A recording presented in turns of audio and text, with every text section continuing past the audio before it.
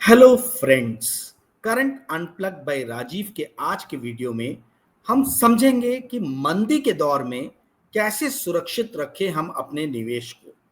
दोस्तों, जो पिछला वीडियो मैंने बनाया था उसको काफी अच्छा प्रतिसाद मिला। ये वीडियो बनाने तक लगभग 6000 लोगों ने उस वीडियो को देख लिया था। उस वीडियो में मैंने एक बात कही थी कि मैं किस तरीके का ईटीएफ आज की डेट में खरीद रहा हूं, और यदि कोई जानना चाहे तो मुझे मैसेज व्हाट्सएप मैसेज कर सकता है। मुझे लगभग 250 से 300 लोगों ने फोन, मैसेज और व्हाट्सएप मैसेज द्वारा अपनी जिज्ञासा जाहिर की उस ईटीएफ का नाम जानने में। इसने सारे कीर्तिमान तोड़ दिए। इतने फोन, इतने मैसेजेस तो मुझे मेरे हैप्पी बर्थडे के दिन भी नहीं आते। हालांकि जिस उम्र में मैं पहुंच गया हूं, बर्थडे हैप्पी नहीं रहते हैं, क्योंकि हर साल एक साल कम होता जाता है आपकी जिंदगी से। परंतु इतने सारे लोगों ने जिज्ञासा दिखाई कि I mean that was unbelievable. तो जिन लोगों ने शिष्टाचार के साथ मैसेज भेजा उन सभी को मैंने जवाब दिया। देखिए, किसी को भी मैसेज करें, बड़े फनी टाइप के लोगों ने मैसेज किए हैं। एक लाइन का, hello tell me the name of ETF. अब ये ऐसे आप किसी को मैसेज करोगे तो ये तो लगेगा कि आप ऑर्डर दे रहे हो। आप यदि किसी को भी मैसेज लिखते हो तो एक शिष्टाचार होता है, एक मैनरिज्म होता है, डिजिटल मैनरिज्म, डिजिटल शिष्टाचार। आप अपना नाम लिखें, आप किस शहर से बात कर रहे हैं वो लिखें, आप क्या काम करते हैं वो लिखें, और फिर बताएं कि मैंने आपका प्रोग्राम देखा जिसमें आपने ये बात कही थी, मुझे इसके बारे में जानने में और जिज्ञासा है। उसके बाद में मैं रिप्लाई करूंगा। तो एक डिजिटल शिष्टाचार जो है ये मेंटेन करके रखना बहुत जरूरी है। दूसरी चीज जो मुझे ये समझ में आई कि देखिए, मैं लगभग 50-60 वीडियोस में लगातार अपील करता आया हूं कि ये चैनल जो है, ये इसमें यदि आप कुछ योगदान देना चाहें तो मेरा मोबाइल नंबर है 9860317209। इस पे आप योगदान दें। अभी तक 50 से 60 लोगों ने किया भी है, दिया भी है योगदान।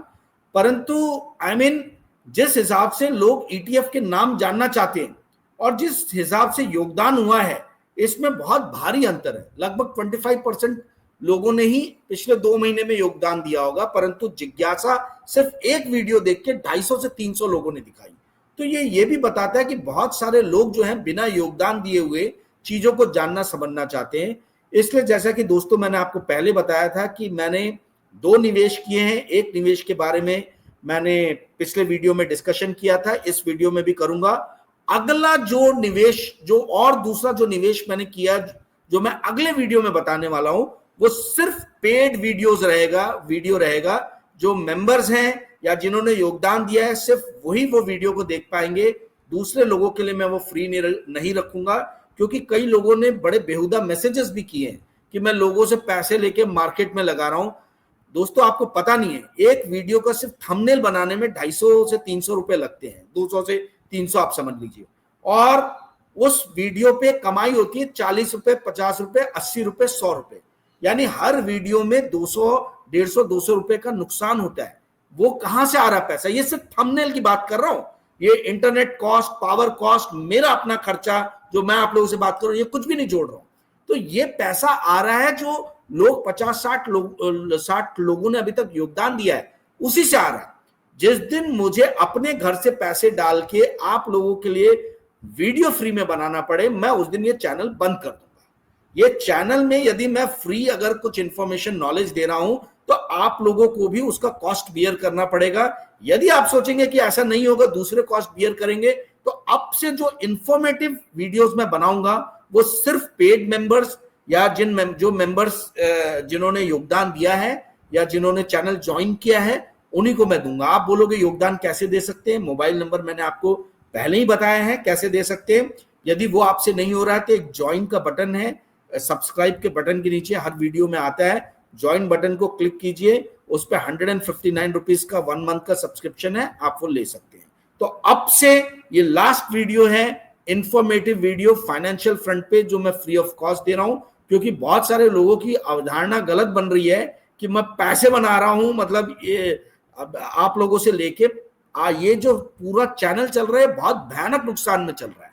ठीक है, तो मैं अपने बच्चों का हक मार के जो है ये फ्री में आप लोगों को ज्ञान देने के लिए जो है मैं इतना बड़ा मेरा दिल नहीं है। मेरे पास में अपने विचार रखने के लिए बहुत सारे अलग दूसरे यूट्यूब के प्लेटफॉर्म्स हैं। 4 PM पे मैं जाता हूँ, अभय दुबे जी के चैनल पे जाता हूँ, बहुत सारी जगह है। तो मैं अपने विचार तो रखता आया हूँ, आगे भी रखता हूँ अगर यदि ये चैनल नहीं चला तो। परंतु अब से यदि फाइनेंशियल लिटरेसी, फाइनेंशियल इंफॉर्मेशन चाहिए तो वो सारे वीडियोस पेड वीडियोस ही रहेंगे। चलिए अब शुरू करते हैं आज का जो मुद्दा है, आज का जो विषय है। दोस्तों, मैंने आप लोगों को पिछले वीडियो में बताया था कि मैं एक ETF खरीद रहा हूं। मैं कंजम्पशन सेक्टर पे बहुत ज्यादा मुझे विश्वास आ गया है। और उसके कारण क्या है?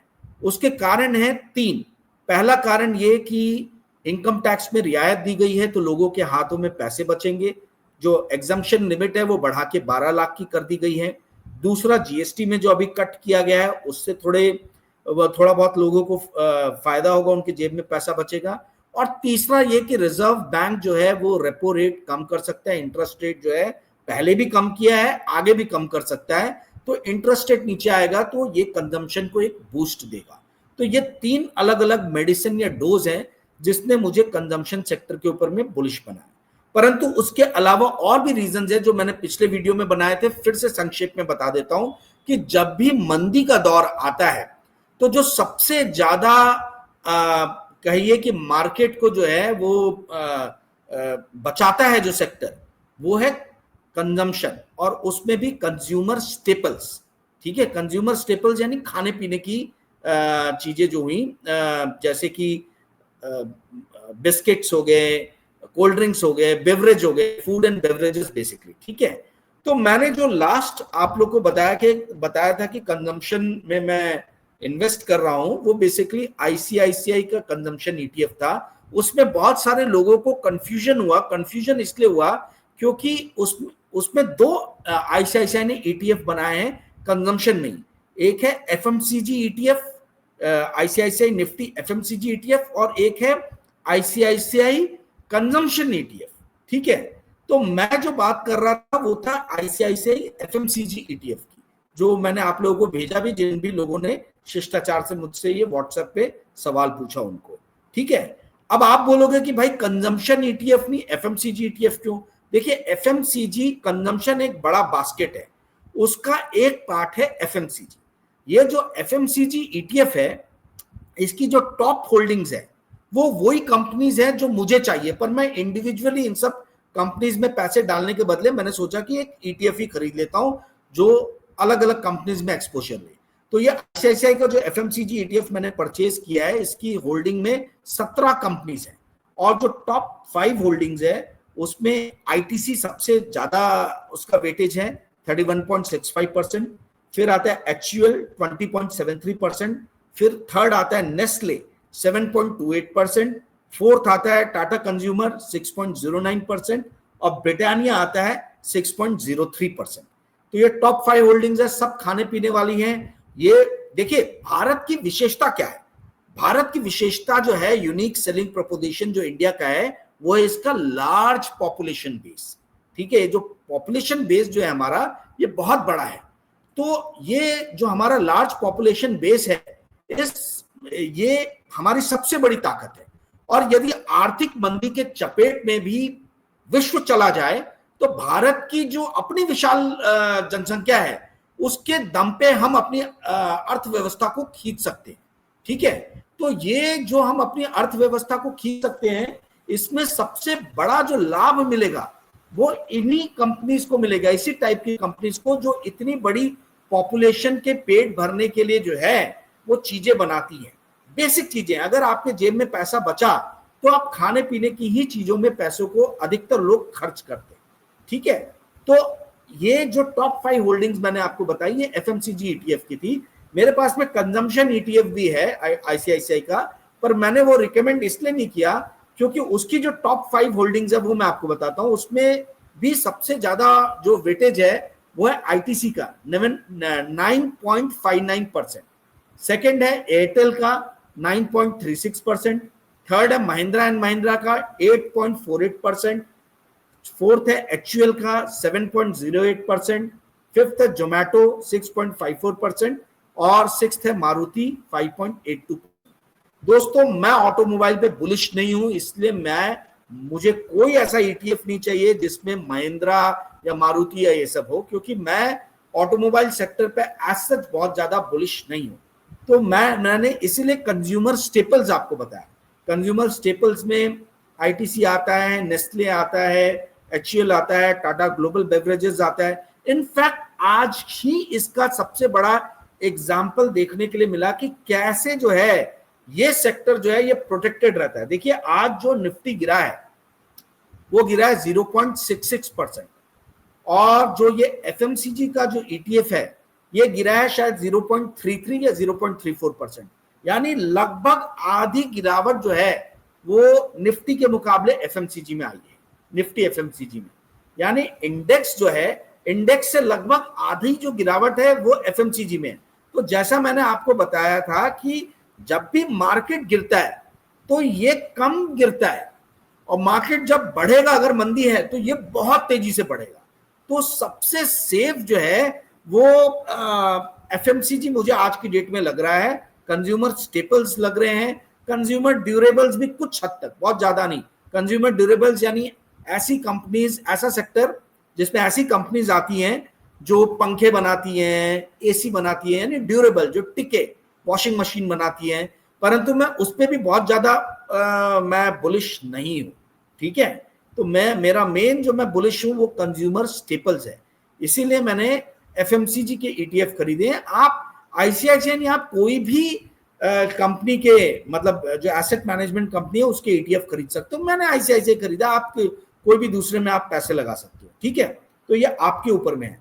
दोस्तों लास्ट ईयर इसी टाइम तक आप यदि देखें तो निफ्टी 26,000 के ऊपर था, ठीक है, और आज निफ्टी जो है वो 25,000 के नीचे। तो देखें तो पिछले एक साल में हमारा जो इंडेक्स है ये कहीं नहीं गया, इनफैक्ट ये नीचे की तरफ गया, गिरावट महसूस हुई है। यदि आप यही समय में एक साल में बैंक में एफडी करते तो 6.5-7% मिलते, यहां आपको 1000 से 1200 पॉइंट का नुकसान झेलना पड़ा। तो जो लोग ये सोचते कि स्टॉक मार्केट मतलब हमेशा ऊपर की तरफ, हमेशा लाभ ही लाभ, ये गलत सोच है दोस्तों। 2008 जनवरी में जो निफ्टी ने टॉप बनाया था अपना, वो हमने 2014 में जाके अचीव किया था, उसको क्रॉस किया था। 6 साल लग गए थे निफ्टी को अपना पुराना हाई जो है उसको क्रॉस करने में। 2000 मार्च में जो नैस्डैक ने अपना हाई बनाया था, वो 2021 में जाके नैस्डैक ने फिर से वो हाई बनाया, यानी 21 साल लग गए। तो जब मार्केट घुसता है तो उसको ऊपर आने में जो है, वो खाई से बाहर आने में जो है बहुत समय लगता है। इसलिए यदि आप लोग ये गलत फहमी में, बहुत सारे लोग ये सोचते हैं कि मार्केट सिर्फ एक ही रुख देखता है, ऊपर ही ऊपर, ऊपर ही ऊपर, ऐसा नहीं है। इसलिए हमको अपना पोर्टफोलियो ऐसा बनाना चाहिए कि जब हमें दिख रहा हो कि मंदी आ रही है, तो वैसे आप बोलोगे मैं क्यों बार बार बोल रहा हूं कि मंदी आ रही है, मुझे ऐसा लग रहा है मंदी आ रही है।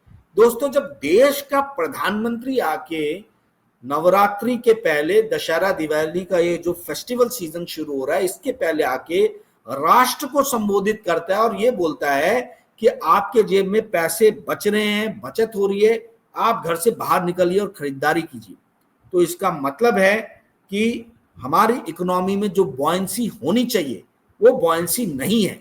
और देश के जो कर्ता धर्ता, जो मुखिया लोग हैं, पॉलिसी बनाने वाले लोग हैं, जिनके पास में वो सारे डाटा हैं जो आपके और मेरे पास में नहीं है, हम लोग प्रीवी नहीं है उन डाटास के, उनके पास में बहुत इंपॉर्टेंट डाटा है। तो इसका मतलब है कि जब वो पैनिक मोड में आ रहे हैं तो कुछ ना कुछ गड़बड़ है, और उस गड़बड़ वाली स्थिति में जो है हमको अपने पोर्टफोलियो को कैसे बचाना है, इस पे हमको ध्यान रखना है। इसीलिए मैंने कंजम्पशन या बोल लीजिए एफएमसीजी की तरफ रुख किया। मेरे पास में, मैंने कंजम्पशन के कोई स्टॉक्स नहीं खरीदे, मैंने एफएमसीजी ईटीएफ में पैसा डाला और मैंने थोड़ा पैसा कंजम्पशन ईटीएफ में डाला, ठीक है, क्योंकि कंजम्पशन ईटीएफ बड़ा बास्केट है। जैसे मैंने बताया एफएमसीजी में 17 कंपनीज है, कंजम्पशन ईटीएफ में बहुत सारी कंपनीज है, 30 के ऊपर कंपनीज है।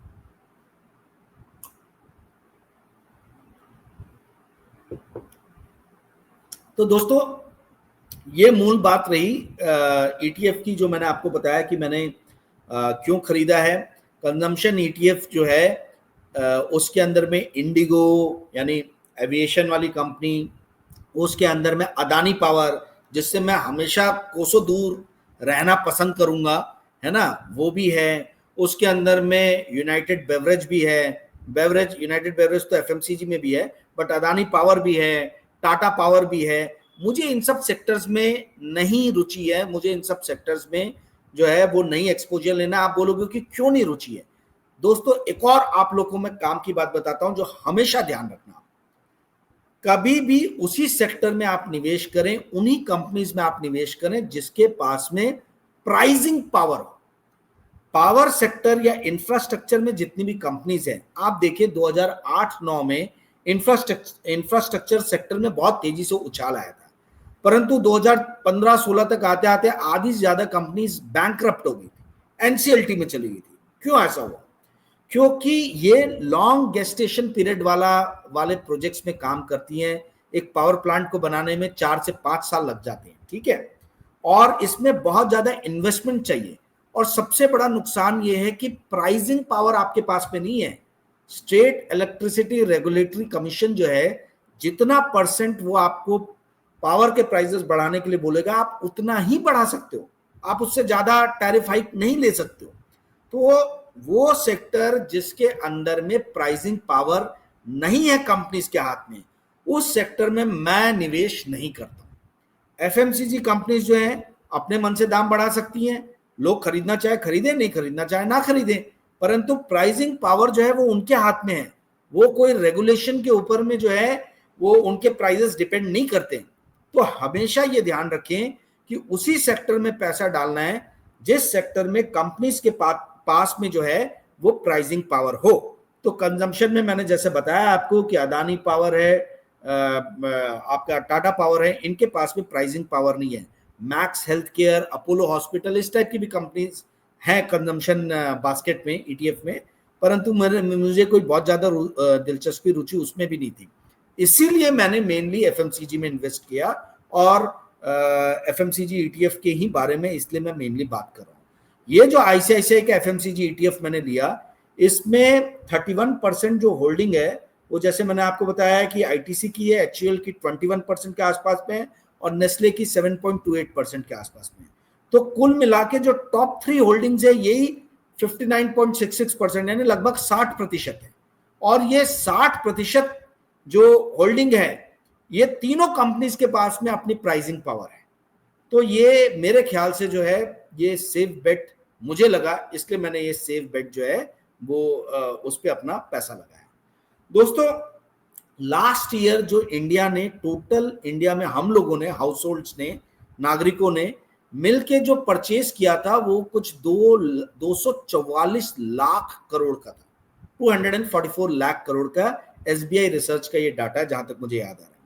और उन्होंने जिस दिन जीएसटी में कट अनाउंस किया गया, उस दिन उन्होंने उसके अगले दिन रिपोर्ट निकाली और बताया कि जीएसटी और इनकम टैक्स के कट के कारण हम ये एस्टिमेट लगा रहे हैं कि 5.5% से जो एक्सपेंडिचर है इंडियन हाउस होल्ड्स का वो बढ़ेगा आगे आने वाले 1 साल में। तो ये काफी बड़ा है, 244 लाख करोड़ का 5.5% यदि हम पकड़ लें तो अच्छा खासा नंबर आता है, 12 लाख करोड़ के आसपास में मेरे ख्याल से आता है, ठीक है। तो ये जो है आई मीन सबका सब तो नहीं जाएगा स्टेपल्स में, पर कुछ जाएगा, जो भी जाएगा that will be substantial for FMCG sector, क्योंकि ये तो वैसे भी 58-54 1 रुपए का इनका मार्जिन रहता है छोटे प्रोडक्ट्स में, बिस्किट जो 5-5 रुपए वाले, 10 रुपए वाले जो आते हैं। तो जब लोग ज्यादा स्पेंड करेंगे तो वो वॉल्यूम के कारण जो है वो रेवेन्यू और प्रॉफिट इनका बड़ा दिखेगा। वैसे भी पिछले 2 साल से एफएमसीजी सेक्टर लगाट रहा है, पीछे रहा है, लगाड़ यानी पीछे रहा है। तो यूजुअली ऐसा स्टॉक मार्केट में देखने में आता है कि जब भी जो सेक्टर 2-3 साल परफॉर्म नहीं करता तो उसके बाद में उसका नंबर आता है और वो अच्छे से परफॉर्म करता है। दूसरी बात यह है कि आईटी से बहुत सारे लोग, इन्वेस्टर्स, इंस्टीट्यूशनल इन्वेस्टर्स, जो मुझे जानकारी मिल रही है, वो लोग पैसा शायद निकाल सकते हैं। तो जब वो पैसा निकालेंगे तो सेक्टर रोटेशन होगा, तो सेक्टर रोटेशन होगा तो कहां पैसा जाएगा? तो एक बड़ा चंक जो है वो एफएमसीजी में जा सकता है, ऐसा मेरा अंदाजा है। तो ये भी एक रीजन है कि मैं एफएमसीजी में बुलिश हूं। और जैसा कि मैंने बताया कि आपको आज ही उसका पिक्चर मिल गया, निफ्टी गिरा 0.66% और एफएमसीजी का ईटीएफ गिरा सिर्फ 0.33%। दोस्तों वैसे भी जैसे लास्ट वीडियो में मैंने आपको बताया था कि जैसे हर बिजनेस का एक साइकिल होता है, वैसे ही स्टॉक मार्केट का भी साइकिल होता है। जब स्टॉक मार्केट पीक पे लगता है कि पीक पे है और बिजनेस साइकिल एंडिंग पे आता है, तो उस टाइम में स्टॉक पोर्टफोलियो की चर्निंग होती है।